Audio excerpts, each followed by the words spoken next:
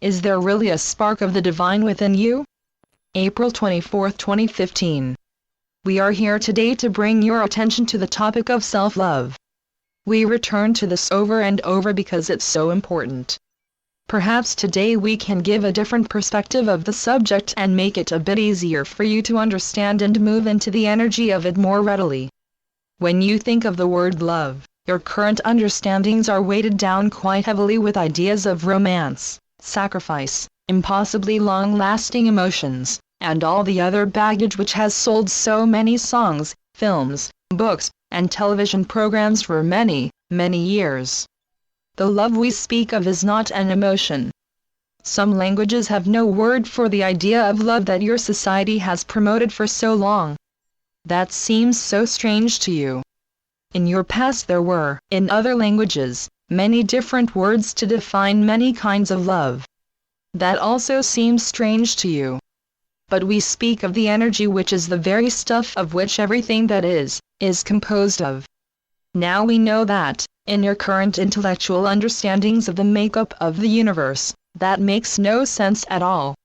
You have been taught to think of the cosmos as a giant mechanism that can be explained and measured. It cannot be, but that is not important here. Back to self-love.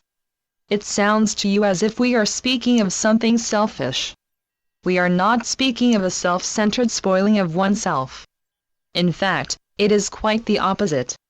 And that is because you will achieve this only by understanding who you are, and that will completely change how you think and how you act.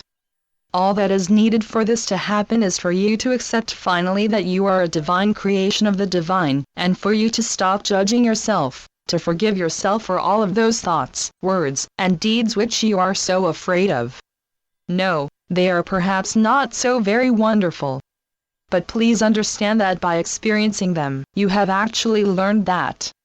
Now let's take a short moment to examine the judgment itself.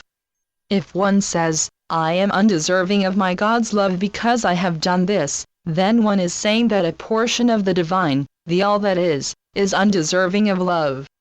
Is that not true? And so you are pronouncing judgment upon something that even the Creator does not judge. Now where is the value in that? In contrast to this, how do you feel you would act if you knew absolutely that you were a perfect creation of God and were loved unconditionally, were forgiven for everything you had ever done, and were trusted to and beyond the limits of your understanding? What that would be is a complete acceptance of the love that is, and always has been, yours. Here is a puzzle for you. There is no easy or quick answer for this. But it is a puzzle worth thinking about for a bit. Why do you suppose has this been so difficult for humans to accept? Have they been taught not to do so? And if so, why is that? Are they afraid to do so? And if so, why is that? Is there really a spark of the divine within you? Do you believe that? Can you own it? What will you do with it? Can you love it? Do you believe it loves you? These are weighty questions, are they not? We ask them because we are very desirous of your knowing yourselves finally as we know you to be. Let us finish with one final thought. It is time. It is time. It is time. Good day. Channeled by Ron Head. oraclesandhealers.wordpress.com